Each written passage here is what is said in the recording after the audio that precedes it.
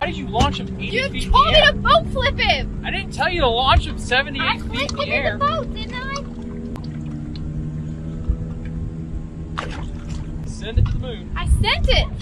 You said boat flip him! Oh, yeah. Do you fish? No. You know, people who don't fish think that fishing is lazy or boring, but it is the complete opposite. There are 100 little decisions to be made, variables to be considered, and you're never quite sure what made the difference. Did I cast too high, too far to the left? Did I reel it in too slow or too fast? Is the lure too shiny or too dull? Do I stay here or should I go over there?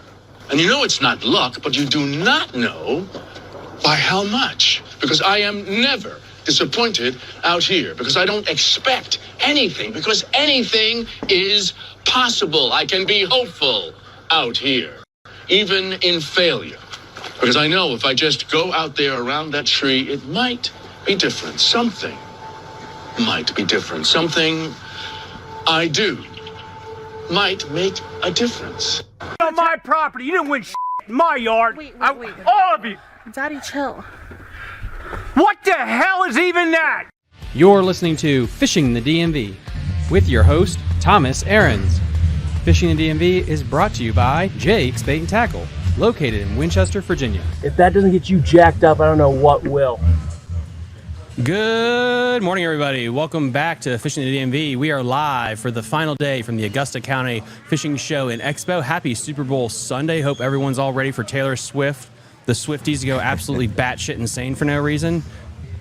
Knowing that they won the Chiefs, you know that there is no God and the NFL is completely rigged because there's only one reason that happened. But I'll get off that little rant. We have to start off this great end of the show here. We have the Limit 6 Trout team here, and they're going to introduce themselves and we're going to kind of like go through trout fishing in general in the area, a little bit of basics, because I know I have a lot of guys that catfish, musky fish, and crappie fish. And if you're from Northern Virginia, you don't have a lot of trout opportunities. So we're going to talk a little bit about that. And as always, guys, since this is the first stream of the day, just let me know how the audio levels are. If it's a little quiet, no worries. I'll re-upload it and I can jack it up. But I'd rather have it a little bit too low than so high that you hear us breathing through our nose. So without further ado, who do we have here? Just tell us a little about who you are and how this all got started. Gotcha. Hello, everybody. Hope everybody's having a good day. I am Bossman Rich, Limit 6 Trout Team. Pro Staff Jerry with Limit 6 Trout Team. Virginia Pro Staff. Virginia actually. Pro Staff. And a happy birthday, Jerry. Thank you. 30 never felt so good. So how'd you guys get started in this whole thing? You know, this is something, I'm the founder of Limit 6 Trout Team, and in October of 2013, I started a Facebook page, Limit 6 Trout Team, you know. And it slowly got a little bigger throughout the years, and then I added field staff or pro staffs, and now it's multiple states. We have pro staffs in West Virginia and Virginia field staffs, and it's just been growing and growing. And throughout those years, when we brought on, you know, other pro staffs and field staffs, we decided, hey, let's, you know, start looking at baits, you know, that could maybe help us, you know, personally catch more fish and see how it goes. So we spent about a year and a half, I'd say, doing research and development with design, scents, you know, everything, until we found a product that we really enjoy and that we fish a lot. So when you started this, how many people were on staff? Just you? I was the original Just you. one. Okay. Just wow. Initially 2013. And That's like insane. I said, it just, you know, I was excited when it was 400 followers and members, 1,000 members. Now it's, you know, over 10,000 members. So 10,000 pro staff? No. Oh, Jesus. It's like, okay, wow. He's giving away a lot of shirts. Yeah, right. Well, how many pro staffers do you have now? I guess going from 0 to what? Well, right now, what we have, and like I said, it's been baby steps for us. So since then, you know, it took years to decide that, you know, needed to get one. We have pro staff, Virginia pro staff, Jerry Hall. Also pro staff with Trout Mag. I'm sorry, you're pro staff with Joe's Fly. Yeah, with Joe's Joe's Fly. Fly. And then we also have pro staff Christian Erickson, Virginia pro staff. Field staff Butch Berry in Virginia. Then we have our mixologist for the soft plastics. Mixologist. Yeah, I'll tell you, he's the mad scientist. He's amazing. Yes, We absolutely. make our soft plastics in Virginia, and Oh, that's wow. at field staff Sam Gray's house. And he's great. You know, we all put a lot of time in. Then you also have Michael Sheeler, VA Right, field staff. And then in West Virginia, we have Daniel Suppler III, pro staff. And then we also have pro staff Eli Wetzel in West Virginia, and he's towards Smoke Holes, Petersburg. He also has a guiding business, Three Rivers Guiding. Him and Caitlin, they do very well, but they set up the events in West Virginia, and if we're there to help support Limit 6, we help them out with a number of events with Operation Hero Support.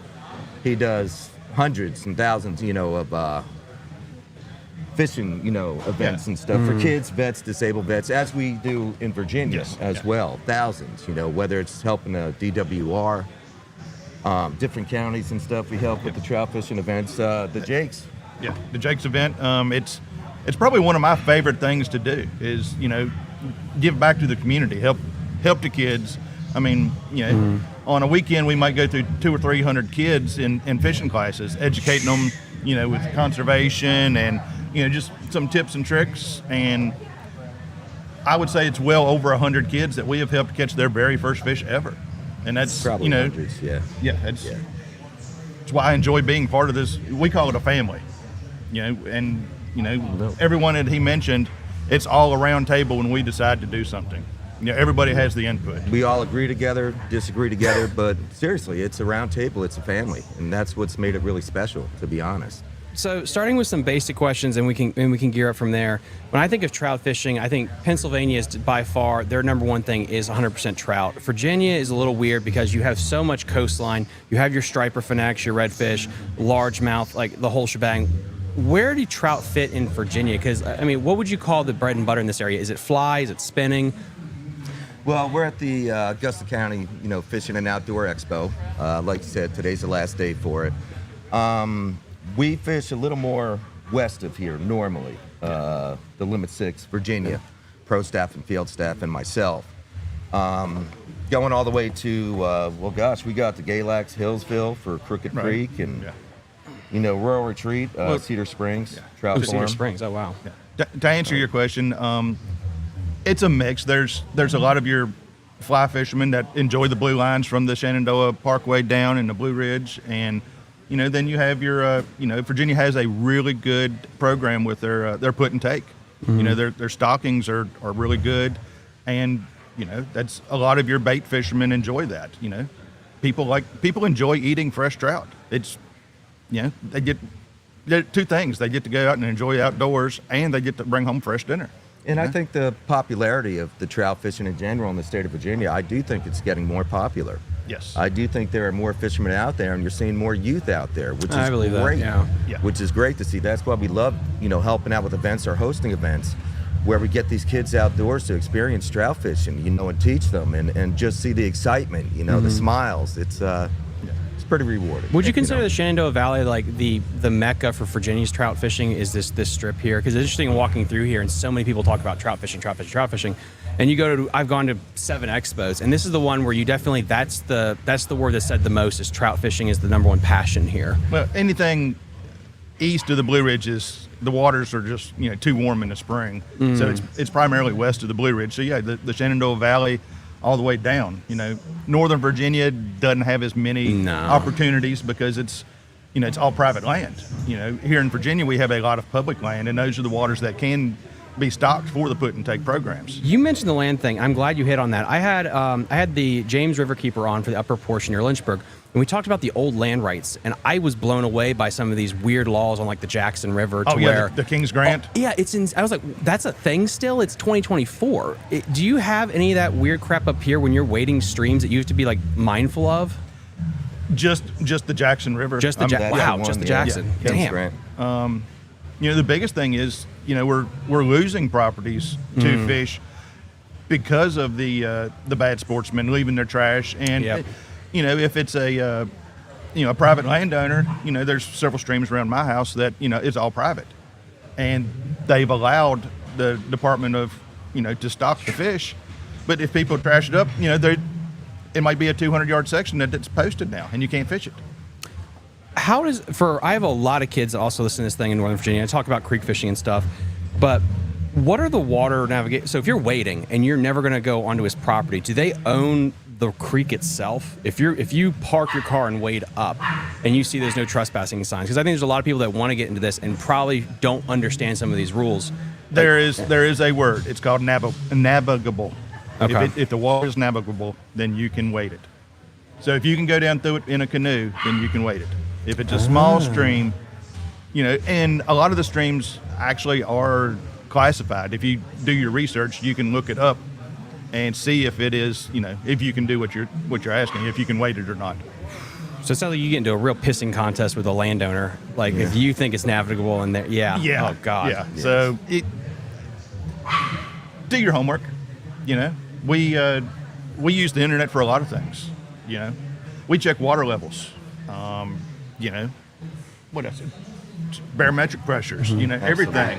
I mean, the internet's a great source, and all these kids today have Yep. have a phone in their hand. Absolutely. There's no excuse. And that'll I mean, give you an idea if you need chest waders or maybe, Yeah. hip waders, hypothetically, when you go out, definitely checking the gauges, the depths, and how much it's flowing. And it's with Limit 6, we always tell people, hey, if you got any questions, send us a PM. We will try to, if we haven't fished there or we don't know, we'll try to find out and help you. Find somebody that's a member and ask them and see if they can Yeah. help give insight.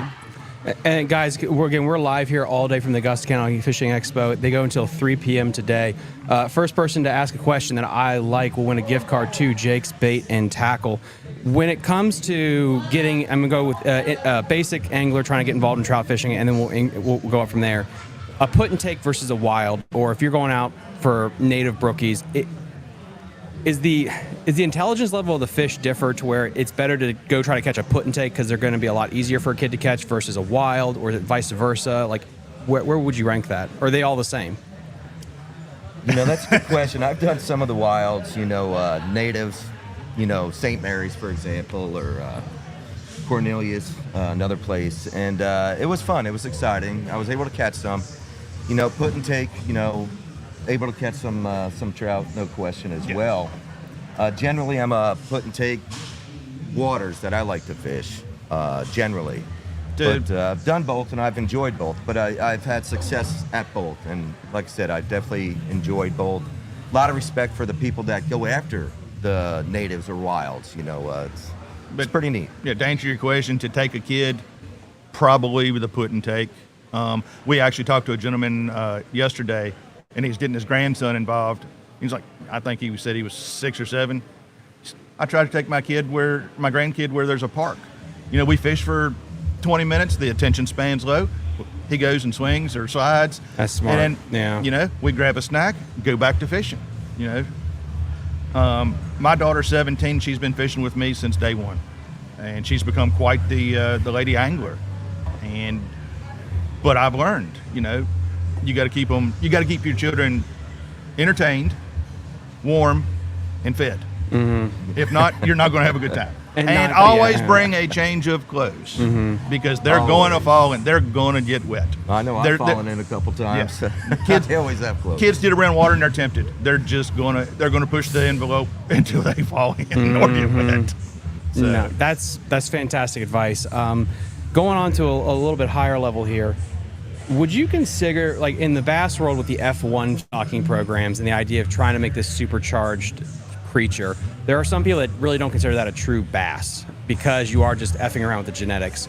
The tiger trout, would you consider that as a pure of a thing to go catch compared to just going for a brown, going for a rainbow, a brook, something like that, when you're having something that's just genetically modified to be the way it is? Oh, I consider it the holy grail. I Really? want to catch a double-digit tiger.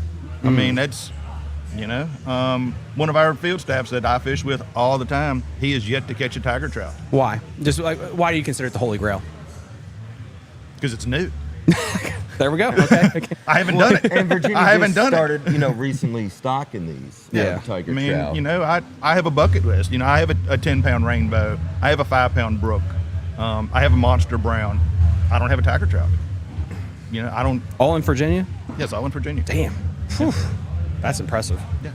I knew about the native brook trout stuff, and I knew about the rainbow, but I didn't know about the brown trout fisheries around here compared to like Pennsylvania and places like that. There's not many wild brown streams. And okay. if they are, they definitely do not get blasted. But there again, the DWR has an interactive map on the interwebs, and Absolutely. it shows every stream in the state of Virginia that either is put and take, catch and release, delayed harvest, or wild fish, and it tells you what species are in it. Yeah, you do your homework and you can catch anything you want. From a conservation standpoint, if somebody did catch a monster brown or brook compared to a rainbow, would that be something that you would ask the individual to put back compared to like a rainbow or something like that? I mean, I think it depends, what stream. Like, if it's a stream that's based, not okay. stocked with browns, Okay. they're wild browns, and some streams or rivers do have some big browns that are wild. And you say I would put that back personally. The Jackson River, the Kings Grant, you just mentioned that. That is the place that you can possibly go catch a double-digit brown. I mean, it truly is. Lake Moomaw. Of course. That's true. That's true. I have fished Lake Moomaw a bunch, but I always trolled it. And I have seen monster browns come out of there. But with the put and take, it's put and take. You pay, what is it, $23 a year for the Virginia trout stamp. That's it. And you could trout fish 365 days a year for $23 for that. Well, this year you can do 366. It's a leap year. Oh, okay. It's a leap year. Got that You extra day. get an extra day for bang for your buck. But really, you think about that. That's incredible. That's amazing that you have that opportunity to do that. And it's only $23 for the trout stamp. A high percentage of our put and take waters, say they stock a 10-pound brown, he wouldn't survive in the waters anyway because they get too warm in the summertime. So it's a lot of our put and take waters, not all of them, but a big percentage, the fish won't hold over year to year. So it's literally, you throw him back, he's probably not going to make it. And if you do catch one in the late spring, the resuscitation rate is way down. Like, he might swim up, but he's not going to make it because the water's too warm. And there's a couple it's streams. the stress and everything on the fish. Absolutely. There are a couple streams where it is cold enough you can catch them year round. Yeah. No question. It's interesting to me, and this is my last boring question before we kind of really get into it with the baits and stuff, is this past year we had an insane drought. I have so many guides in the North Fork, South Fork, and the main stem, and they just talked about it got crazy. I think the Shenandoah National Parks, they completely shut down trout fishing. Correct. Did you see with the other streams where you have native populations, did you see a hurtful effect because of the drought, and how has it bounced back since then? I guess we'll get out there and see, or some of the members will as well, for the native streams, to be honest. Yes, there was a drought. And that does hurt, the hatcheries a little bit too, that produce the put and take. I didn't even think of that. And maybe the size a little bit and stuff like that. But, that's out of the control. That's, the weather and stuff. But, and they do a great job with all the put and takes and everything that they do in the trout fishing in Virginia. So thankful for the DWR and the jobs they do. It really is truly appreciated. Yeah, but to answer your question, the wild fish probably did take a little bit of a hit. When the streams get lower, predators, they don't have as much water to hide, and predators is the number one killer of wild fish. No, and then we're done with the boring questions, guys. We're gonna get into the juicy stuff here. So bait wise, let's you want to go from left to right? Like, how do you want to do this? Oh, I want to do this one. This one? No, I wonder why. My absolute favorite are pink. I call it the brook trout killer. I've probably caught over 100 citation brooks on this product right That's here. true. It's And you can keep talking about it. Even Bossman's gotten lucky and catch a couple on them. Yeah, that's our larger size. We make three different sizes, 6 different colors. Yeah. But yes, the worms are 2.75 inch. Yeah, take it out and see look at the action on that. fish it with a jig head. Wow. Take that a little bit. Dude, that's insane. But 3 sizes. The worms are 2.75 inch. The middies are 1.75 inch. 1.75. And the shorties are 1.25 inch. Now, we are starting to research a couple other designs we're looking into. We hope to have them out next year.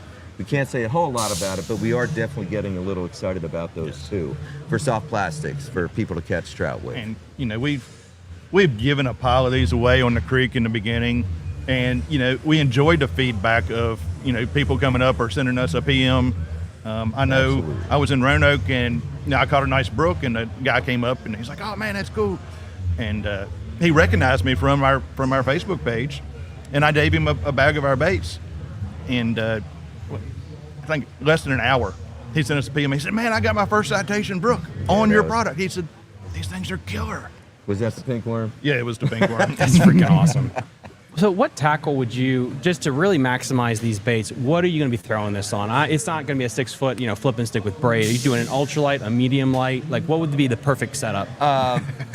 It depends, as we're learning, like the West Virginia pro staffs, they'll have 9, 10-foot, 11-foot poles and do a lot of drift fishing. And that's something, it's gotten more popular in Virginia. No like a question. crappie rod almost? Like just a long pole with a reel? A little bit, yeah. Or, in a okay, sense, it's got a reel? yeah. No, like I use 7.5, one piece, TFO, professional series. That's the rods I like to use, Shimano reels. But everybody's got their knack. Pro staff, Jerry here, push button trout slayer. Yes, I use a Zebco Micro 33 with 4-pound test on a 6-foot medium action stiff rod. Why? I like the backbone of the rod for setting hooks and fighting fish. Definitely a quicker And- hook set. And I can flip, underhand flip like bass fishermen do on a boat. I can That's- flip up under structure. That's smart. We did a kids event one day, and we're just guys being guys before the classes started. There was a 5-gallon bucket, I don't know, probably 20 yards away. And one of our buddies, he had an open face, and he's like, "How do you fish with this push button?" I said, "Watch." And I flipped one of our lures with a 1/16 ounce jig head into the bucket, first cast. That's freaking crazy. Speaking of that, the jig heads, the way you fish our products that we like to do is is drift fishing, where you have a strike indicator. You could have a jig head or a hook, depending on how you want to use the worm, and have some weights. So that way the product is directly under the strike indicator. Then it's a matter of the depth. Trout, I'd say 80% of the time are, a couple inches off the bottom in the streams or rivers. So once you can get that depth figured out, you could have the product every cast. You're keeping it in the bite pushing zone. it long, Keep it in the absolutely bite zone. in the strike zone. There's an old saying: 90% of the fish are in 10% of the water, and it's the truth. And that's why why I practice cast accuracy. The presentation as soon as that lure hits the water makes a huge difference. And a lot of people straight line jig them. And, using different size or different weight jig heads, depending on the stream or how fast the flow is, to get it down deeper. Yeah. Maybe a split shot above it to even, a bigger 1/32. Yeah. And it's if you're standing Or on a riverbank, 1/16. it's typical. You're straight across from you is 12 o'clock. If a river's going right, you throw in at 1 to 2 o'clock and let it come across. You fish from upstream down and try to get that presentation in the right spot. And that's why we took so long to develop these worms, because the action as it's coming across the stream into the bite zone, it sits there and flutters, and it's unreal. Guys, that's a lot of freaking fun. That's an awesome product. We got just a shit ton of questions coming in right now. So let's get He is up single, here. ladies. He is single. We got Beaver Hall first. Friday at the Friday 17.4. We just talked about this PB Rainbow caught from Devil's Backbone Park, Washington County, Maryland. Got a pick, try to send it. I think there's also, I think we talked about, I don't know if it's officially up, but there's a big rainbow trout caught potentially at Antietam up in Maryland. So Yes. We actually have a man that runs a Facebook page that is a grandson of our field staff, Yeah. and we learned about that yesterday What's pretty it? early. Maryland trout fishing. He was on the stream that yesterday when this man caught the fish. that's freaking. He didn't get a picture, but yeah, it evidently it's a monster. Good Lord, that's insane. We got Green Dave 41. He is from North Carolina. From my experience, a blue line in North Carolina, I used to catch native brookies exclusively. As years went on, I've seen wild strains of both browns and rainbows. Have you seen a similar change in the ratio of the wild trout near here? Not that we have noticed. I think a little more wild browns. There's 1 or 2 streams I think they're starting to produce, which is nice to see, which is great to see. Well, Virginia has the trout slam, where you catch the brook, the brown, and the rainbow all in the same day, and you can get, send it to the DWR and get your little trout slam sticker. But, I've never personally done it. I've done it with the put and take, but to do it with the wild fish, you have to travel. I mean, there's very few streams that have all 3 in the same water. Wow. Now you might have to go 20 miles, you might have to go 10 miles, but that would be one of, like I said, the holy grail, for a fly fisherman is probably to achieve that all in the same day. That's crazy. All right, we'll go to the next series. I got Aaron Ball says, what size jig head are you using with that thing? I should have brought some. That is different. we all pro staffs. Yeah, we all have our favorites. I like a 1/16 Arky jig head or a crappie magnet jig head. And I like a trout magnet jig head usually. Trout magnet is banging. Yeah. And so's their crappie magnet jig head. And colors make a huge difference. Shout out to you, Jeff. I love the chartreuse and the pink, but you can do the gold or just the basic lead, and sometimes And it makes black. Yeah, in black, it makes a difference. But we're finding we're definitely having more strikes, and we've kind of been messing with this for the past couple of years, is the color jig heads. And we are finding that we're getting more hits, more strikes with a chartreuse colored jig head than probably the gold and black and silver mixed back and forth. But probably the number one jig head that we do use is hands down the chartreuse. And it has produced the most strikes out of the other colors. And I like the chartreuse because, a lot of times I can see it in the water. You might not be able to see the fish, but it's nice to see your lure and see where you're at, One thing, got better eyes than me. Yeah. One thing I really, I will stress to anybody that's, serious about fishing, I may fish a hole with the pink and the chartreuse, but I will walk back up and I will fish it with a different colored jig head and a different color worm. And you'd be surprised how many fish that I have caught behind my own self fishing. Did it the other day, fished a hole, caught 7 fish, tied on our pink worm, caught a citation brook. The very first cast was something different.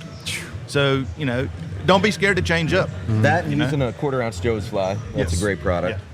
That's really, switching, whether it's bass, crappie, any species, changing up your presentation is such a huge way to get extra bites. We got Green Day 41. You just want a gift card to Jake's Bait and Tackle. Please message me on Instagram and Facebook. Email me, fishingthedmv@gmail.com to reclaim your prize. And he just adds on to his earlier question, like for reference, another nearby stream is not exclusive, but primarily wild browns. And it has been, it has stayed consistent. Just curious to thoughts on why the ratios may change other than relocating or relocation. So just to make sure I got your whole question sounded out here. The last piece of it there is would be BFS gear. You see this a lot in Japan with those guys that trout fish, the bait caster finesse systems with these ultralight rods. I honestly kind of think we answered that question with a push button system, which is basically that. You're being able to quickly underhand and pitch to stop it. Do you think that BFS stuff is going to come over here more? You're going to see more of the push buttons, more of the bait casters in trout fishing in this area? You do see a little bit. Of course, the youth, we always, with the advanced push buttons, just a lot easier for the children. But there's a lot of anglers that do use the push buttons. Personally, I fly fish, and I mainly spin fish, with an open face spinning reel. It's definitely preference to that person, how they feel comfortable with it. And I think how they're able to present the, whatever lure or product or soft plastic, whatever they're using, to the trout. It's how they feel most comfortable in the casting, getting to where they want to present it in the water initially. And I feel most comfortable with an open face spinning reel to get it out there. I also use 4-pound line myself mainly, no matter what I'm fishing, whether bigger trout or, whatnot. Sometimes a 2-pound fluorocarbon leader. But I think it's just preference of what makes you feel comfortable, what's comfortable in your hands when casting. Yeah. And that's, there's very few trout streams that don't have obstructions, trees. Especially, on the wild streams, you really have to not squirrel fish all day. Nobody likes staying in the trees, so whatever you're comfortable with, use it. Guys, again, thank you guys so much for your time this morning. I really appreciate it. Just so everyone can find you and your products, just one more time, where can they find and buy everything? Facebook is Limit 6 Trout Team. That's on Facebook. Just like the hat says. I don't know if you can see the hat. Limit the number 6 Trout Team on Facebook. We also have a website, which is limit6.com. And we do sell our soft plastics on there. We're about to reload the soft plastics for sales after this event come Monday. So we have that merchandise. We have hoodies, hats, camos, greens, black, green slickies, all kinds. That'll be up on the website hopefully soon in the next month, available for purchase as well. The stores that we have them in, real quick, WW Novelty in Lynchburg, Virginia. Honey Hole, that's in Blue Ridge, Virginia. H&H Outdoors, that's in Buchanan. Matter of fact, Journey Outdoors in Lexington. And a new one that just got some of our products and he's going to have them in a store. That's the Fisherman's Attic, which is right near Waynesboro. Yeah, it's right here in the back door where we're at right now. Exactly. So we're having some products now in Augusta County, which we're really excited about too, because we know there's a pretty big scene for trout fishing out here. So there's a great opportunity for the people to go out and maybe try some of the products. But let us know what you think. Send us a PM. Let us know how they work for you, what you thought, or, suggestions, We just hope everybody get out there and maybe try them, and hopefully they have some great luck. you know? Awesome stuff, guys. Thank you so much for coming on. I really appreciate it. So, guys, what we're going to do, we're going to take a quick 10-minute break because I have got to go take a piss, and then we got our next guest. We got guests all day long. If you guys are in the area, stop by. We're going to be here till 3 p.m. today. Again, we're going to take a 5-10-minute break, and then we'll be right back. We'll talk to you guys later.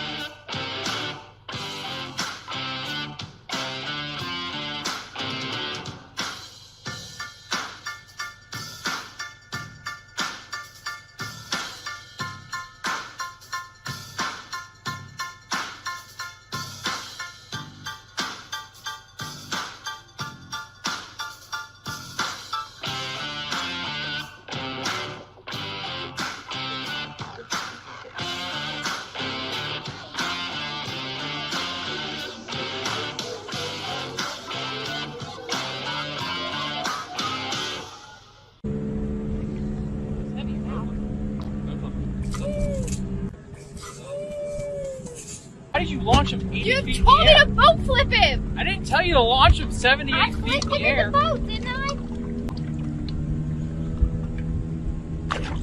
I? Send it to the moon. I sent it! You said boat flip him! Oh, yeah. Do you fish? No. You know, people who don't fish think that fishing is lazy or boring, but it is the complete opposite. There are 100 little decisions to be made, variables to be considered, and you're never quite sure what made the difference. Did I cast too high, too far to the left? Did I reel it in too slow or too fast? Is the lure too shiny or too dull? Do I stay here or should I go over there? And you know it's not luck, but you do not know by how much. Because I am never disappointed out here. Because I don't expect anything. Because anything is possible. I can be hopeful out here, even in failure.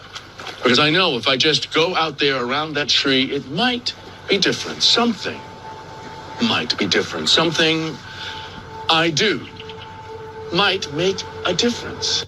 On my property, you didn't win in my yard. Wait. All of you. Daddy, chill. What the hell is even that? You're listening to Fishing the DMV with your host, Thomas Ahrens. Fishing the DMV is brought to you by Jake's Bait and Tackle, located in Winchester, Virginia. If that doesn't get you jacked up, I don't know what will. Should probably add everybody back to the stream. That would help a lot. Yeah. All right, how's everybody doing today? All right, let's get right there. And then, Carl, if you want to hop out, you can. Sure. That way, these two friends, because this is the second time actually on camera, so actually it works great. So you can finish doing your TikTok I'll video wait. in a minute. I want Go away. this guy right here. Come on, this is round 2. Now that you're a famous movie star. All righty, guys, how's everybody doing today? All right, we're here. Doing good. Perfect. All right, guys, day 1 is in the books.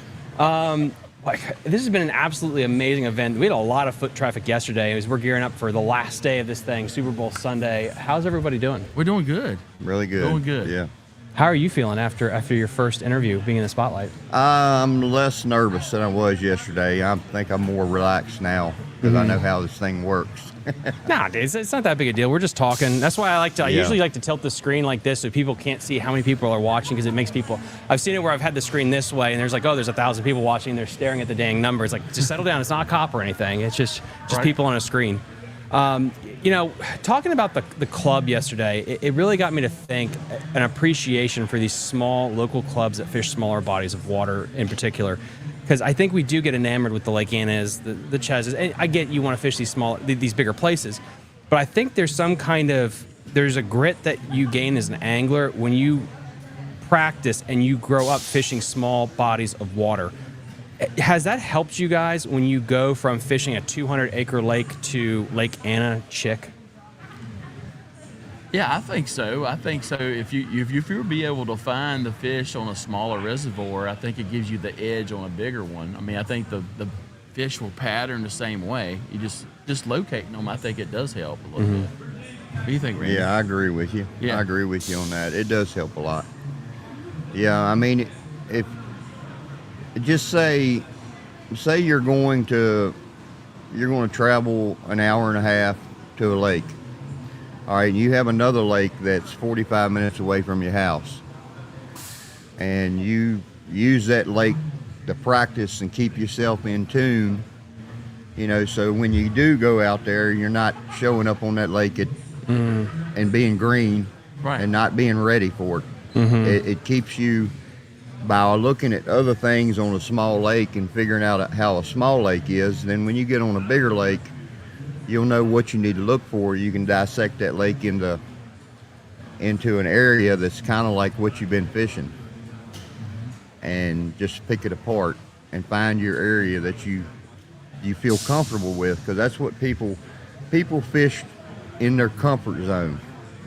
Okay, if they're used to fishing wood and rock, they're going to fish wood and rock when they go to another lake, or they're going to fish down trees, or fish around a dam, or fish around an eddy, or a little pocket that's got everything in it that they want to fish. You can practice on that small lake and get good at that and transfer that over into a big lake and use that. And a lot of times it works. It really works. And that's like some lakes like Lake Anna, for example. I've been fishing Lake Anna for a while. I'll break it down to sections. So I know certain part of the lake is better in spring, summer, and fall. So I break it down in 3 sections. So I know where I'm going in spring, I know where I'm going in summer, and where I'm going in fall. So I break it down because every part of the lake is different. It might be fish biting up here, but down there they're not. Some lakes might be spawning upper, but not spawning lower. So just dissect it and then go from there. Just from experience before, I'd say even before live scope and all that, just go out and locate fish. Do you see a lot with these smaller events and these smaller lakes? You're going to be fishing on top of each other. It's just the nature of the game. How does that change it up? Are you rerunning? I mean, you have to rerun the same spots over and over again, right? Or are you just camping on an area and just claiming it for 8 hours? There are times, we have a pretty good sized club, and there are times where we fish around each other, but we usually give each other respect, on our fishing holes. We know, sometimes where somebody's going to be, and if you just kind of work your way around them or whatever, they don't have anything to say about that. But if they're sitting there and they have their fire poles down or whatever, we go somewhere else. We don't usually, we don't try to, all of us gang up in one spot and say, well, Danny's fishing over here in this spot. So I'm going to get over there close to him as I can. And then here comes Doug around the corner and he's like, I'm going to pile in there too. We don't do that. There's a respect that fishermen have. And it's kind of like, don't be boat A, be boat B. Boat B respects boat A. Okay, so if you give everybody a little bit of respect on your fishing hole and where you're going to be at, we usually don't crowd each other up like that. In baseball, we all have our unwritten rules, and there's this weird boat efficacy on the water. And you see it occur in these bigger places where someone's like, well, I see a guy on the other side of that point, and so I can't fish this. He's crowding my space. Then you go to Okeechobee or the Potomac River, and it looks like the Jersey Turnpike. Do the unwritten rules adjust depending on the body of water? Because I'm assuming if you're on a 200-acre lake, yeah, you're going to be on top of each other, no shit. Right. So do you guys have in your head what's okay on a 200-acre lake that wouldn't be okay on Kerr or Lake Anna? When it comes to how close you guys get to each other, or is it basically the same no matter where? It's the same. If just say Doug's working the area that morning, and I know that he's in that area. Well, if Doug leaves that area, and the way I look at it, if Doug leaves that area, then you're more than welcome to move into that area and fish it. A free game. But if Doug comes back to that area while I'm there, I'm saying, well, I know you fished this morning. Out of respect, what I would do is say, is it going to bother you that I'm in here? Or would you rather me move somewhere else? That's interesting. Because some people's not like that. It's kind of like you see a guy fishing the grass line. And he's right up on that grass line, and you come through there with your sonar, and you're traveling along that grass line for a tournament the next day, and you're stirring up everything, and the guy gets mad at you for stirring up the area that he's been fishing, and he's fishing a tournament. That kind of stuff just don't go. I'm sure, people that have words about that kind of stuff, there's been tournaments where I fished where I was doing good on the first day, and people knew I was there, and then the next day, here comes so-and-so pulling right in beside me and start catching fish. And you're looking at them like, well, you knew I was here. Why are you here? Why are you in the same spot I'm at? Because you seen me here? we got an interesting comment here just to get things spicy from DWhite36 on Instagram. If I see another boat in my creek, I consider that crowding. That's what I'm talking about there, where I feel like you're kind of, that's like super old school. And I feel like with how crowded things are, it's a case by case basis. Because if I'm on the tidal Potomac in spring and I'm in Mattawoman, there's going to be a shit ton of boats. Don't be like, I am appalled that I see another boat. Come on, dude. Like, grow up a little bit. I mean, you know what I mean? Yeah. If we're on Smith Mountain and I go to a cove that we normally go and I see a club member or another bass angler in there, I keep going. Yeah, I don't exactly. Go back there. I And just that's respect Smith. them and going down there. Yeah. But if you're on, and this is where I'd be like, if I'm on a 200-acre lake and it's a 30-boat tournament, and this guy's like, why are you here? It's like, dude, I'm sorry, where do you want me to go? Like, I can't hop off this lake. And I think that's the biggest issue. It should be a case-by-case basis, because I think the biggest issue is when you have the guys down south that have 100,000 acre lakes come up here to these smaller lakes, and they're trying to bring the same type of rules of conduct that are a little different on a tighter, smaller body of water. I'm not saying you should crowd, but you got to understand, I think, the situation. And then I do agree, if it's an offshore deal and the guy's floating out in the middle of nowhere, come on, don't crowd him. If you're beating a row of docks and you turn the corners, another guy beating the docks, it's not like he was trying to like hit your juice. You can visually see it. I think that's more open to the public. Right. What do you guys think in the comment section? Because Lord knows this is going to get spicy with everybody. Oh God. So yeah, we got Green Dave 41. How can you declare My Creek that hour, that day, infinity? Dude, there's so many people I've run into on the water that have been spicy with that, and are like, this is my creek, my dock is my favorite one. When you go to like a Lake Anna or a Norman, and there's like 6 billion, and you're like, that one right there is mine. I don't know. That's crazy. No, you can't do that.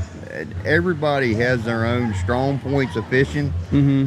I may be coming up through there with a Cinco, and another guy's going down the bank fishing a spinnerbait. Yeah. Okay, so if he makes a pass on that and he goes on and he's saying that this is my area, and I come up through there with a Cinco, I'm fishing completely different, and I start catching fish off of that area. I just don't think you don't own anything when you're on a lake, okay? No. But No. you do respect your other fishermen. If you don't respect your other fishermen and you get that name where you don't respect them, then you might as well look for some backlash, because you're going to get it. You're going to catch it from people, and they're going to say, you knew I was fishing there, and I've been fishing there for 2 days, and then all of a sudden you come moving in. I'm practicing in that spot, but you don't know how many other people practice in that spot. And sometimes it just turns out that you were in the same area, and sometimes you have to share it. Yeah. And not, not take ownership of anything, because it's not yours. The water is, you do whatever you got to do, but you don't cut each other's throat. Doug, what do you think about that? Yeah, I agree. And I think we're all there for the same thing. We're all there to have fun, catch fish, and have a good day on the water. Yeah. Oh my God. All right. Yeah. So we got, let's see, archery fishing. You can't control the water. If you leave a spot, it's open game. No need for controversy. If you come back, you left it. You know how many people, though, bitch like that, though, on the water? It's insane. Nothing is secret anymore. I think you can have secret baits. I think it's hard to say secret spots when, if you launch a massive tournament, somebody's going to see you. Like, they might not see you catch a fish, but they'll see you stop there. And you see this, like, again, like, I grew up fishing the tidal Potomac. I mean, that thing is it's like trying to change in a mirror store. Like, everyone sees everything that you're doing. Yep. And I think the people that are good at that are the ones that don't let the pressure of other There are so many people that I know that get spun out, and they're like, I'm going to fish over here because no one's there. And I saw this. I had a couple of friends that went to Lake Okeechobee, and there are a couple places on there where there's like 10,000 boats, like small sections of this big lake. That's where all the fish are. And they were like, I don't want to fish there because there's too many boats, and they sucked. And sometimes you got to get in there and just suck it up, Buttercup. Like, right. That's where the fish are. Don't let these other boats. I think it's an excuse to me a lot more than it is a problem. Is you want that to be an excuse as an athlete. Like, this is the reason I suck today is because Frank was on my spot. Where if you can just tune that out, and I think the guys that are really good they can tune out all these other boats. They know what they're going to do, and they know how to fish. They'll have the success. Right. But I know, guys, rant over with that. We got a couple more questions. We got Fresh Preston on Instagram. Lake Anna, I think, is a bit of a challenge due to the nuclear plant with a bit of the warm side to it compared to the north side where it's cooler. I mean, the problem with that, though, is that's two different bodies of water. I would love to see them get rid of one of those dikes and just make it one big lake, because it'd be bigger than High Rock, I believe, if you got rid of the dike and the warm and the cold side became just one lake. Yes. And you could actually have a BFL there, believe it or not, guys. We got another question. You don't own the water or a dock or a spot, but you own your attitude and approach. It's never perfect. Power clap and adjust. PMA. Jared, you ran into a lot of that drama on the water, haven't you? Have you run into drama on the water? Never? No. No, it's absolutely, I don't know. Anglers are crazy like that. Well, we don't, one thing, we don't fish for drama. Okay, we don't want none of that drama. We don't want that in our club. I mean, not saying that it's not going to happen, because sometimes it happens.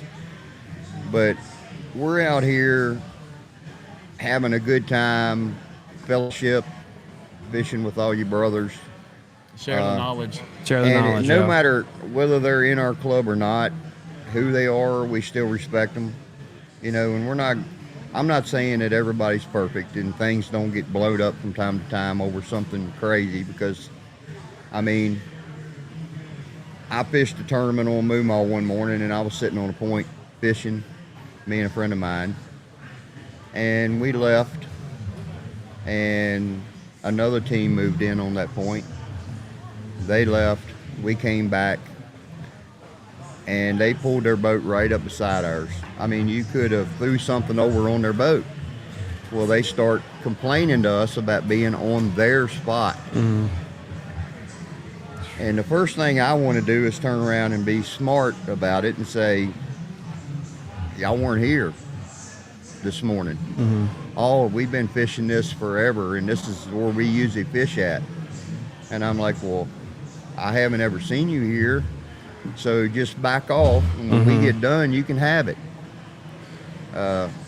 And they just wanted to keep on, you know, and I mean, they daggone near bumped our boat, and it almost ended up bad. Yeah, and it's funny when people are like this, when you're not competing for the Bassmaster Classic, the Red Crest, whatever, people get so butthurt about a $20 buy-in tournament. Right. Yeah. And it's just like, dude, you need to take a pill, because it's, what are you doing? Is it worth getting into a gunfight over $20 to win? Look, no one. And I saw this when we fish tournaments up. We are on Big Slack, which is just like 400. No, it's about 1,000. Close to 1,000 acre, little dammed up portion of the Potomac, and you have tournaments, and there are guys that get in heated fights over that stuff, and it's like, we're competing. It costs us $20 to buy into this thing. Yeah. Chill the F out. Right. No one cares. Exactly. Yes. You don't have sponsorship money on the line or anything. Yeah. Is it really worth to let that get under your skin? Yeah. Well, that's like Randy said. We don't like drama in our club, and not saying that we're not having it, but what's so good about Augusta County Bass is we're just as tight on the water, we're off the water. I mean, we're just one big family club that we have a good time. In a lot of clubs, you might not see that person but one time, and that's tournament day. Yes. And I see him, but I don't know who he is. But I could bet you Randy and me and a couple others know everybody in our club by name. And that's the way it should be. We go out and have a good time, share the knowledge. Hey, you run up on a buddy of yours, hey, where are you catching them on? Hey, catch it on this. Here, throw it. If you don't have a pack, I got an extra pack. They'll throw a pack at you. I'll always there have a good time. Yeah, there's those clubs that are that around, and I've been in them, that's had this little secret pack about them where they, you know, they share information and this is what we're doing, and I know for a fact that happens, you know, because, you know, when you fish the upper level tournaments like the BFL and the MLF and stuff like that, as a non-boater, you see those certain people that hang together and they share information. And, you know, like, they know where each other is fishing at, and they know what each other's using. And they spend a lot of time on the lakes. Some of us can't spend a whole lot of time on the lakes. You know, we're weekend fishermen. Yeah. And we don't get to get out and spend a week fishing Lake Moomaw before we fish the tournament. You know, so we're just showing up to fish and have a good time, and we're not going to try to make it hard on other people that's fishing. You know, we try to keep respect, because if you don't have respect, it'll be brought up. You know, you're going to catch the backlash from that. And there's different situations. I mean, you just have to take those situations one at a time and deal with it.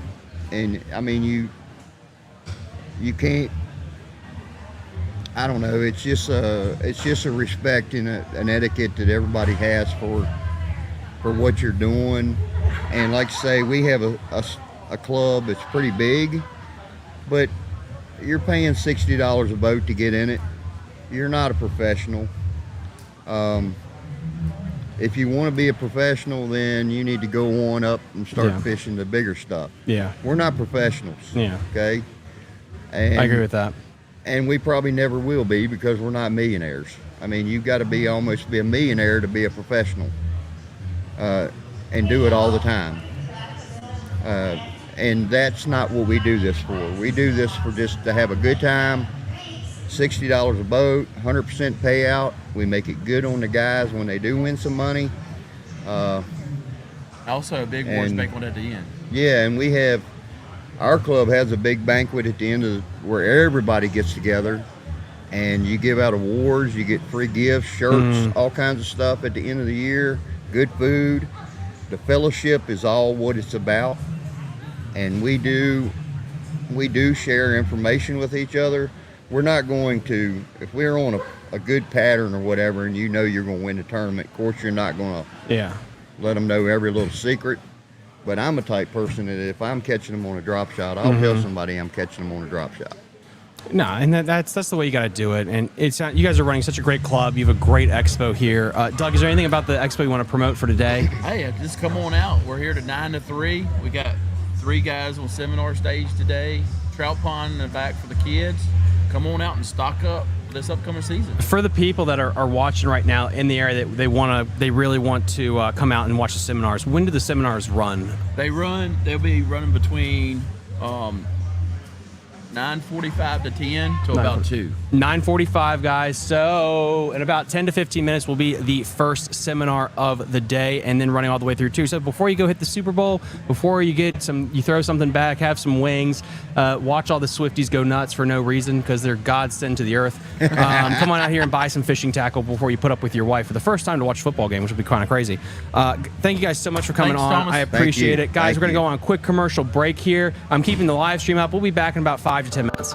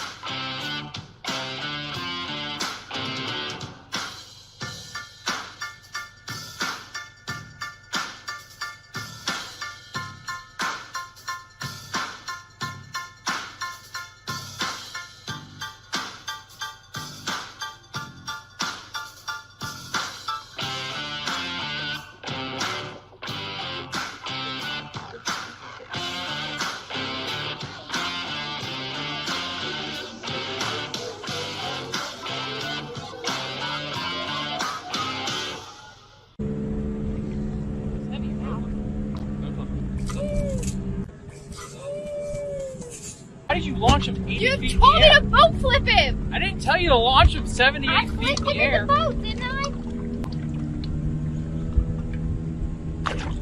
Send it to the moon. I sent it! You said boat flip him! Boat, you're Do you fish? No. People who don't fish think that fishing is lazy or boring, but it is the complete opposite. There are 100 little decisions to be made, variables to be considered, and you're never quite sure what made the difference. Did I cast too high, too far to the left? Did I reel it in too slow or too fast? Is the lure too shiny or too dull? Do I stay here or should I go over there? And it's not luck, but you do not know by how much. Because I am never disappointed out here. Because I don't expect anything. Because anything is possible. I can be hopeful out here, even in failure. Because I know if I just go out there around that tree, it might be different. Something might be different. Something I do might make a difference. On my property, you didn't win in my yard. Wait. All of you. Daddy, chill. What the hell is even that? You're listening to Fishing the DMV with your host, Thomas Ahrens. Fishing the DMV is brought to you by Jake's Bait and Tackle, located in Winchester, Virginia. If that doesn't get you jacked up, I don't know what will.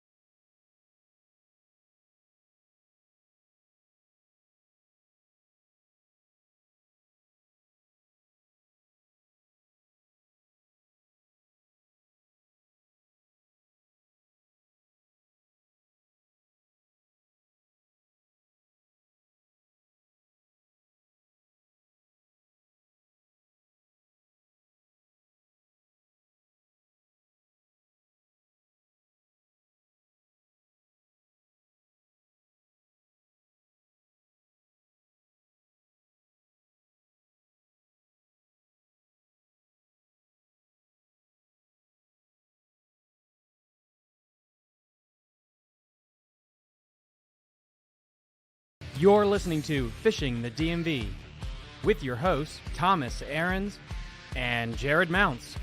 Fishing the DMV is brought to you by Jake's Bait and Tackle, located in Winchester, Virginia. If that doesn't get you jacked up, I don't know what will.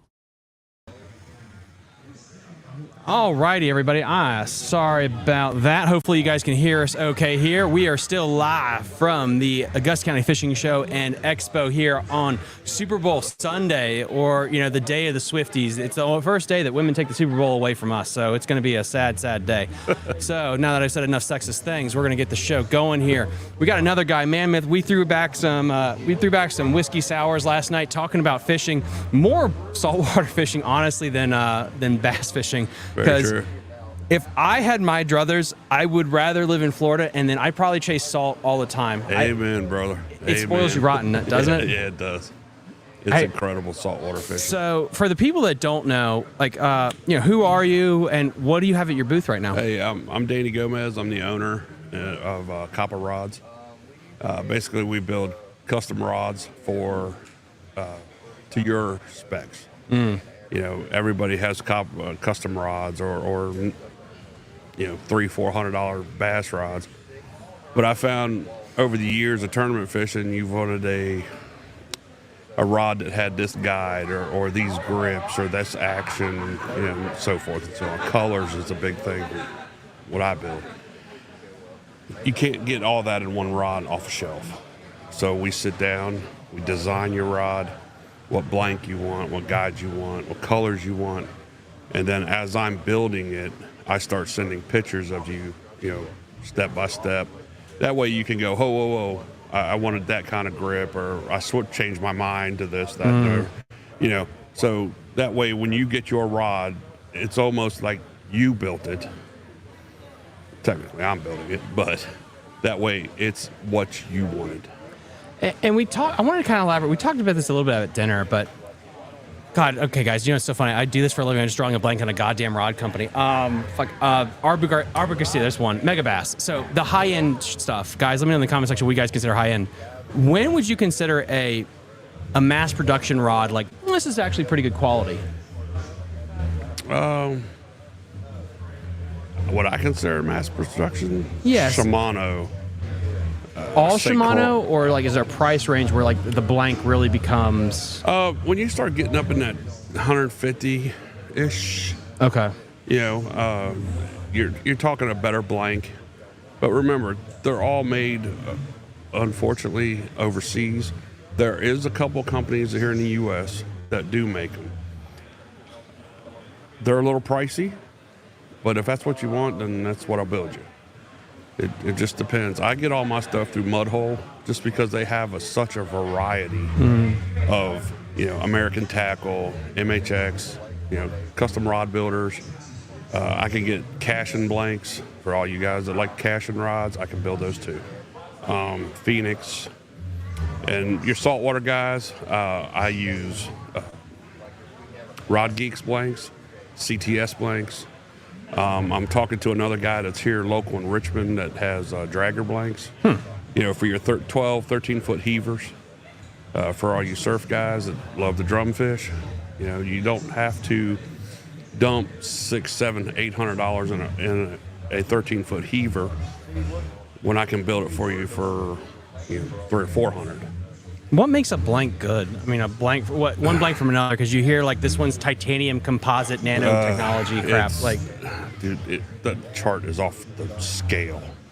It's all about fibers. Graphite, fiberglass. That's coming back actually in a big way in your fly rod section. Is all old school glass. Carbon. Now I make a few that are carbon fiber. It's all up to the person what they want.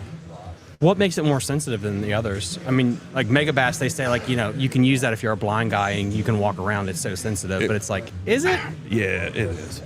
I have blanks, and again, higher end blanks, more money. They're very sensitive. They're very light.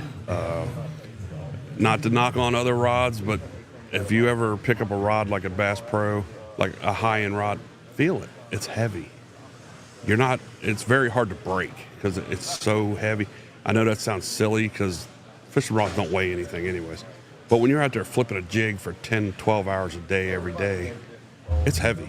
So I build a lighter rod with just as much strength. And the whole thing with it is when you're making that snap, the harder and lighter that rod is, it makes a world of difference. It does. That's a really good question. This kind of gets back, we're talking saltwater. I think we're talking about grouper fishing, and I know from saltwater fishing, a lot of those rods, they're heftier. Yeah. And you can probably load up a Prius on the end of that thing and it wouldn't snap, but they're not as sensitive. No, it's the action. Most of them is like a medium to a slow action. So I guess my question as a novice in rod building, is the higher the sensitive the rod, the less it can load up and actually handle a bigger fish? Depending on the blank. It depends on what is in the blank. Everybody makes different not chemicals, but different strands, things like that. It's all in the blank.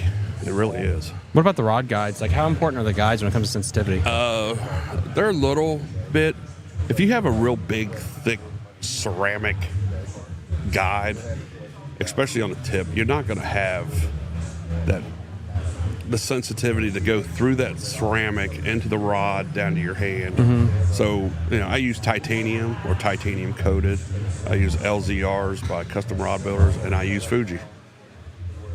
I'm sure there's bigger and better. I haven't found them yet, but those are the two I use. All my customers love them. So even the guys that break their rods, or break, hey, could you fix this guide? Or I have replaced 25 rods this year. Not mine. Other companies, high-end rods, their guides are breaking. I don't know why. I personally think you pay all this money for a high-end rod, and they use no-name guides, and they break. So I replace them, and I put Fuji back on the rods. I've had guys come to me and say, hey, take all these guides off and put Fuji guides on, please. They don't want to get rid of the rod because they like the rod, and so I replace. I'll do all kinds of rod repair. I replace grips. They like the rod, but they wanted cork grips, or they wanted foam grips, or whatever. I cut them all off, redo it, put all new stuff on. They're happy. That's interesting. Why is it there's this number that a spinning rod outfit is more sensitive than a bait caster? Because I feel like when people want sensitivity, throwing a drop shot, something like that, they always go with a spinning rod versus a bait caster. And I'm meaning more of like when it comes to design. Is it because a spinning rod, the line lays on the eyes? Is that make it more sensitive compared to a bait caster? Yes and no. I use a medium light or a medium action. 6'9". Some guys like 7 foot, 7'3". I use a 6'9". I use a light rod, and I use what they call Fuji guides, but they're, I can't think of the name, drawing a blank. They take the vibration out of your reeling, everything. So you feel every little tick or every little rock you bump into. And with a bait caster, I don't know. I can't answer that because I can't drop shot with a bait caster. I can, but I'm unsuccessful. It's in your hand, just like you're worming, whatever. The sensitivity's there. I can't do it. So I don't. I can't answer that one totally, except for my person. I get more sensitivity and more control out of a spinning rod than I would a bait caster for. Wow, that's freaking awesome. So, I mean, one question that we had coming up here on Instagram from Double Jart, that's a hell of a name, Double Jart. Let me make sure I can read English. From Double Jart's Jigs, I think that's how you say it here. What is the average cost of a good quality custom-made rod? That's a From me, my jig rods will range anywhere from 140 to 180. And it also depends on the blank. If you want a super high-end blank, of course, the price is going to go up. Unfortunately, for us guys that are building rods, prices are going up like crazy. Because what I built a rod for 5 years ago, I couldn't build a rod now. And it's our government. Wow. So, that's freaking awesome. That's my price range. I don't want to blow people out. And if you think you charge too much, but I don't. I don't make any money on this. It takes me I say complete from start to end, anywhere from 12 to 16 hours to build a rod. Dang. So if I'm charging you $190, $100 of that is just in parts. So how much did I make? I didn't make any money. I'm doing this for people to have a nice rod, custom built, and it ain't breaking the bank either. So my turnaround's 2 to 3 weeks. So I don't keep your rod. It'll be 8 weeks, 9 weeks down the road. That's freaking awesome. If people want to find you, where can they find your stuff? Where can they get a hold of your rods? They can call me. They can email me. They can definitely look me up on Facebook. Just look up Copper Rods, and all the info's on there. I don't know if you put phone number or stuff like that out, but everything's right there, wide open. They can contact me anytime. Awesome, guys. That's freaking awesome. Oh, do we have a question here? Here we go. Okay, so we got the man, the myth, the legend, Doc Heathcote is here. He says, "What's up, Jared?" Hi, Jared from Doc. And he also says, what blanks do you use for Gloomis NRX? G Loomis. Thank you. G Loomis NRX equivalent. So what would be the equivalent of a GRX blank? Probably my MHX Elite. That would be my equivalent. Interesting. They're high end. They're costly. Why? Because of the fibers that are in them. That's all. The fibers start at a high rate for your high end, and as the rate drops, of course, the fibers drop. So the more, it's because I'm an educated The more here. fibers, the more money, basically. Yeah. Oh, that's interesting. Okay, so Gary, I really hope that actually answers your question there, boss man. I know you're probably shopping for a new rod now that you got a new camper, truck, and everything. You're leaving to hit all the places that smallmouth roam. What would you consider a perfect drop shot rod? I guess this will be our last question here, guys, before we go back to commercial break. My perfect drop shot rod is a MHX. Their drop shot rod, they actually make it for drop shot. I also like the Bushido blank. They're made out of Japan for the drop shot, 6'9", medium light. It's perfect. Wow. Okay. I mean, I don't know how to explain it. I've used Bushido blanks, saltwater and freshwater, and I love them. That's freaking awesome. They're in that high to medium range. You know, they're not going to break the bank, but they're still a good blank. That's awesome. Sir, thank you so much for coming on the show. Thank you. I really appreciate it. Guys, go please try to support him. And then, God, come on down to the show right now. We got a ton of baits still here. We got so much stuff going on. Again, we're going to go to a small commercial break here so I can go find another guest. I want to get a couple more guests in here just to do more in-person interviews. So we will be right back. Hold tight. We'll see you.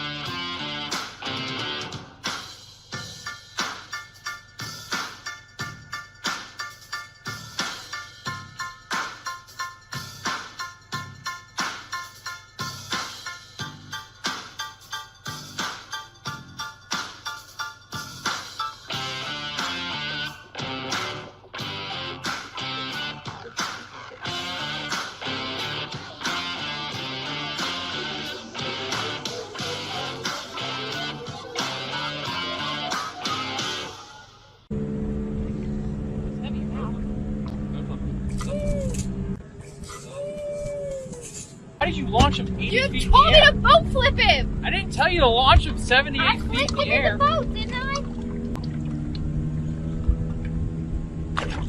Send it to the moon. I sent it! You said boat flip him! Oh, yeah. Do you fish? No.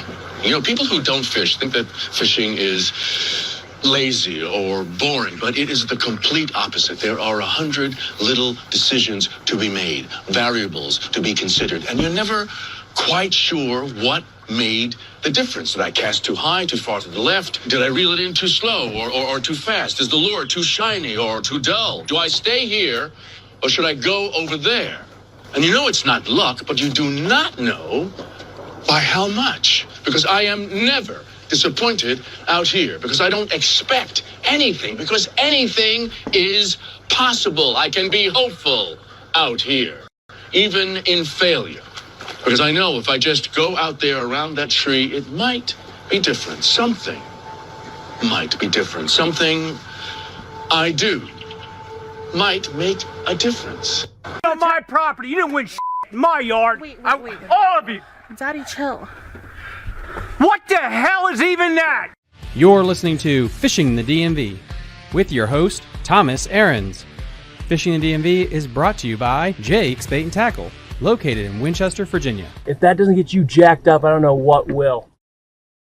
How is everybody doing this morning? Sorry for that small commercial break. I had to get everything all situated for today and what we're going to be doing to finish out today at the Augusta County Fishing Expo.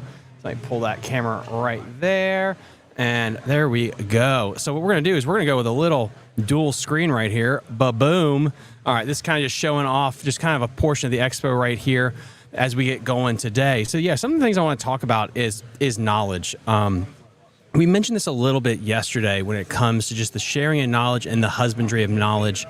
And what do you guys think is the correct way to go about it? And what I mean by this is I've had a couple of guides on over the past couple of months, and there are comments and things that people don't see for reason. One is I want to keep them anonymous because it's not my place to just throw people under the bus that do not have a public platform or anything like that. But the conversation is when people spend 30 to 40 years to gain knowledge, and then their thought process is, for better or worse, I spent 30 years to learn this, and I don't want to give it away in an article or on YouTube or whatever it is. You should go out there and spend 30 years to do it. And I think that's an interesting conversation to be had there about the passing of knowledge. And I kind of defer to really what Becky said, and I want to pull this message up if I can find this screenshot here. And what Becky said was, having a venue to share is what it's all about. Knowledge dies with an individual, but it never dies when you share it. What do you guys think about that? What do you guys think about knowledge? Is knowledge only from people that are super important, that have high follow count, that are professionals?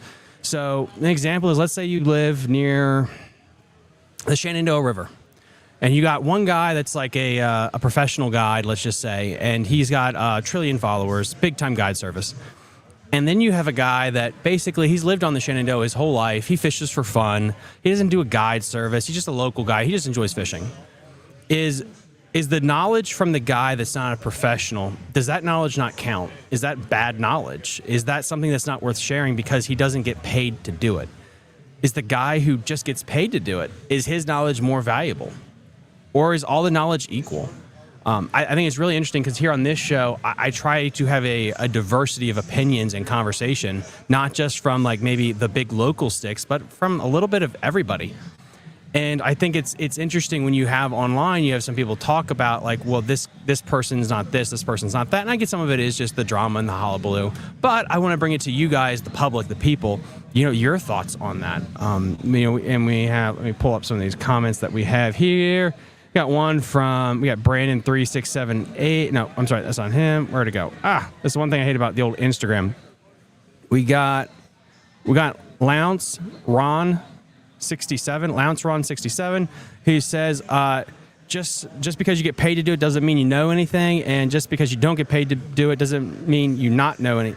Just because, I think I see what you're saying. Gotcha. Yeah. So what his comment is just because you get paid doesn't mean that your knowledge is necessarily more valuable than somebody else who doesn't get paid. I mean, pros and cons, I guess, to that. I think that's interesting. It's because you don't get paid. I mean, clearly, I do believe that if you get paid to fish, whether you're a guide, a professional, anything like that, there is some value to that. Clearly, there is. And clearly, you must know something. That's why you're getting paid to do the thing. I think my thing is not like whether the guy that gets paid, whether he's valuable or not. It's whether the guy that doesn't get paid, whether his input isn't valuable. You'll always be remembered for helping others. And this is a great one. And again, guys, I really wish TikTok and Instagram would actually share the comments, but they don't. We got PSU Aaron. You'll always be remembered for helping others. There is also a way to share to help others without giving everything you have learned. Yeah, but I think it's like giving everything you had learned. So, and this is more just a nice little healthy conversation here. So when you say not giving away everything you've learned, are you saying that you should just die with knowledge that you'll never share? Is that the goal of any profession, is to have that never to give away? When is the right to give away that kind of knowledge? As a guy that I have not interviewed everyone in the world, but in the Virginia, Maryland area, I've interviewed a few people in a variety of skill levels, a variety of hierarchy, I think, in the fishing world and community. And we just use the Shenandoah River for an example. Just pick on that. Everyone pretty much does the same thing. And I think that's what's so interesting to me is everyone that says they have all these super secrets, unless they're not telling me, which probably, yeah, okay, let's just go with that. Maybe they aren't telling me what's going on. But with that said, a lot of them are just doing the same thing, and they think what they're doing is like the coolest, most groundbreaking thing there is. And you realize like everyone's secret is the same. And that to me is fascinating. And it's also when you have Jake's Bait and Tackle, and you get to see kind of the receipts on what people buy. And everyone will buy a bait, and they say like it's their secret bait, don't tell anyone. And you find out everyone bought the same damn bait, and everyone is like, it's a secret, don't tell anybody. And I don't know, I just find that all fascinating when it comes to secrets and gatekeeping and knowledge in general. And I think it's very fascinating. I think it's a very fascinating conversation because nowadays you have people that don't want to share knowledge at all, believe that you need to spend 30 to 40 years to gain it on yourself and just do it yourself, figure it out. Then you have other people that are like, yeah, I want to teach and I want to instruct. And I really think it comes down to, personally, what I believe, I think it comes down to the individual and how much confidence they have in themselves and their self-esteem. I know there's people like, Mr. McCluskey, who he's a really good angler and he's got confidence in his abilities where he will go out there and he'll beat you and he can talk to you about this stuff because I think he has self-confidence. He's got a quiet strength about him to where it's okay. It's okay if you know some stuff. It's not going to affect him as a person or his skill level.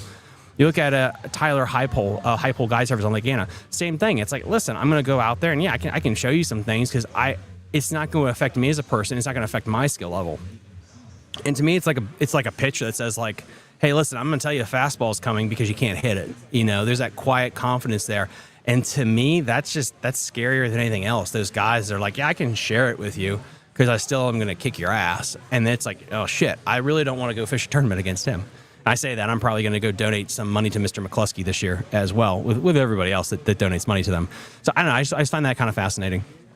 And something else I really wanted to talk about. I'm going to adjust this camera here.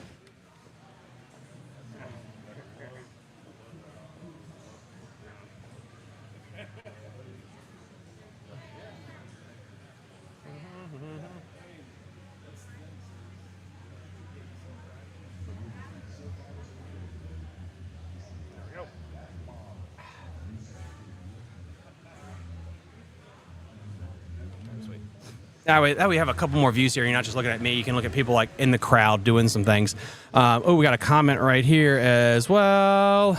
We got from knowledge. We got from Green Dave 41. Green Dave 41. Knowledge is power, but it's also just one tool in the toolkit.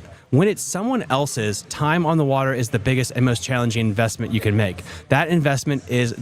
Yes, diversified. Yes, 100%, boss. 100%, I agree with you there. Time on the water is 100% the best teacher. But I will say that time on the water itself, when you have no knowledge of what you're supposed to be doing, it's both. If you throw a kid an 18-year-old that's never bass fished before on a lake and just like go out there. Well, in theory, time on the water will help, but because eventually he'll figure it out, which is the eventually part. But nowadays, I think because there's so much knowledge, and I think this is what's so cool, is the reason we're able to push forward as a society, and this is just not just in fishing, is because you're able to build knowledge on base what comes before. And that's what's so cool. The reason kids are so good at fishing now is because they can learn the basics, which is 2 + 2 = 4. They can learn that early, and then they can build on that because they've already kind of gotten the basics early. They didn't take them 6, 10, 15, 20 years to actually learn those basic skills. And that's why then you see these jumps in knowledge and the evolution in technology and tactics. And you see that in like Japan is a great place like that. They learn so quickly the basics, and then from the basics they can advance and push back that. And so to me, that is so fascinating to see in the fishing world how that evolves with the younger anglers, who I think are a lot more personable. They're okay with not gatekeeping knowledge because they get like everything's an open book, and social media is so important. And gaining knowledge is just so important from so many different places and learning new and creative things. But with that said, I want to switch to, Lake Okeechobee, what's going on there. I thought that event went extremely well. I love to see the Big O. It's kind of back, I think. It's on the uptick, honestly. Having 90 pounds, getting close to that, that's a 3-day event. If that was a 4-day event, I really think you could see 100 pounds one absolutely easily there. We got Green Dave 41, 100% agree. And that's how we get fuzzy dice, 100%. The reason we got fuzzy dice, which is, if you guys don't know, that's not an inside sex joke. There was basically a Japanese bait, which is basically looks like you took a sugar cube and then you put a bunch of hairs on it. And you look at that thing and you're like, what the hell is this supposed to look like? It looks like a parasite from a video game or something. But you put a hook in it and you cast it out there, and it just has this unique action in the water that's so amazing. And that's because you have those guys over there that they experiment so much because their waters are so freaking pressured, which is absolutely, absolutely insane. And that's just kind of where I go with like the knowledge gathering, which is something that I think is very important for our younger anglers, is not to have that kind of gatekeeping and be willing to share, learn, and evolve. And the other thing is here, we got a couple more questions here coming out through the old Instagram as well. We're going to be having a break here shortly at 10, and then we're going to be coming back at noon. We're going to be doing some stuff on TikTok because I've been told 1,000 times I need to do more of that TikTok crap. So don't worry about that. That's not for you guys. It's for the younger, hipper generation. Gen Z, XYZ, QBTC. So it's all for those guys. We're going to be doing that here in a little bit, and then we're going to have more guests on at noon. We're going to have like 3 or 4 more guests, and then we're going to be done here for the day. If you could, the next two people to sign up for Patreon, so we're underneath 15. I want to be underneath 15 Patreon subscribers by the time I leave here, and all we need is 2 more. We just need 2 more Patreon subscribers to kind of hit that little personal goal today. We'll receive a special bonus prize as well. So please go sign up for Patreon. For the show to continue through 2024 and beyond, we need 100 Patreon subscribers. That kind of just solidifies our finances here and keeps the show being able so we can travel and go to all these places. Gas, hotel, all this stuff. It's kind of expensive. And, I'm not Jeff Bezos. So if you would like to keep the show alive through 2024 and 25, please go sign up for Patreon. We need 100 Patreon subscribers, and we are just so close to hitting that first goal. Let me see. I got another question here. And then I have to talk about this as well. There's a tidal bass summit. There's a tidal bass summit for the Virginia Department of Natural or Wildlife Resources. I keep saying natural because Maryland's natural. Virginia's wildlife because why not keep things simple? Well, we can't do that. So Virginia is the Department of Wildlife Resources. It's called the Tidal Bass Summit. It will be February 22nd, 2024, from 6 p.m. to 8 p.m. Rip and Lips, I think I was the first to sign up. Yes, Rip and Lips. Marty Lawson, you were one of the OG originals. Oh, this is a fun fact. So this is a fun thing that I'm going to be doing just to kind of let everybody know. For our first 300 Patreon subscribers, this is a long way out though, but for our first 300, I'm going to be making up 300 plaques that will go with the first 300 members. And because at that point, when we have 300, I'll hopefully have my own studio is kind of the plan. When we talk about the gauging and stuff. So for our first 300 Patreon members, they're going to be locked in completely. And I'm going to be putting a plaque. So when we have a studio and there will be a hallway to get back to the studio, you'll have a plaque of all the people that help support the show. So that is something we're going to get, we're trying to hit 100 right now, but when we hit 300, that's something I'm going to do for the studio is we're going to make a plaque of the first 300 supporters of the show, because again, the overall goal is to start that nonprofit, which more to come on that in the future once we hit 100, and I'm going to talk about kind of the futures of fishing the DMV. But anyway, so getting back to this, I want to share my screen here. This is going to be a little trippy. Let me clean out everything that I am doing, and I'm going to share my screen real quick. Right here. All right, so giving these guys a little bit of free promotion here. So the Tidal Bass Summit, it's February 22nd from 6 p.m. to 8 p.m. It's here in Caroline County Community Service Center in Richmond. Based on my knowledge, it will not be live streamed. They're not going to be broadcasting it. I'm trying to get a hold of somebody there to see if they'll let me live stream the thing, because I think this is great knowledge. And I'm thinking I'm going to talk to Jared after this is done, because it's called the Tidal Bass Summit. And it has the James the Chicken the Rappahannock. So I'm assuming Odenkirk will be there. And if Odenkirk's going to be there, I'll call him and ask him, like, hey, can we live stream this? Because it's like, this is my little rant. I'm sorry. I hate it when HOAs, like there's so many places like Lake Holiday is an example, just because I see Jared behind the camera. And they're like, we're going to have a secret meeting and not tell anybody about it to decide stuff. And I'm not saying that this is a secret meeting, but it's like, it's not broadcasted. So let's say you have a wife and children. First, I'm sorry for you. Then what you have a problem is, are you going to be able to get down to Richmond to do this? No, you can't. No, I wasn't talking about you. You're great. I'm just talking about having children too. But my point is, I really wish this was broadcast to where if you can't make it, you're actually able to like listen in about what they're talking about. I think that just kind of be a neat little feature. At this point, based on what I see, it is not. So if you are in the Richmond area, you should drive there and kind of take a look at it. It looks like a really, really cool thing that's going on there as well. So anyway, guys, this is what we're going to be doing here is we will have, I know we have like 20 people watching, but we're going to take a break because I need to find some guests to kind of have on the show. We're going to do a little bit of a walkthrough as well. So we're coming back at noon. At noon today, we're going to be doing guests and prize giveaways. And then I'm also going to be talking about the shows we have coming up. Monday Night Live. There's a really cool Monday Night Live this week. This will be the first Monday Night Live that's remote with like, I think we have like 5 or 6 guests on the show. It's a whole club that's coming on. They have to do a smallmouth and they're on the Upper Potomac, but I'm going to tease that out a little bit longer. So anyway, guys, stay tuned. We're going to come back at noon. At noon today, we're going to come back and I'm going to bring the live stream right up for that. So we will see you soon on Fishing the DMV. See you back at noon, guys. Bye.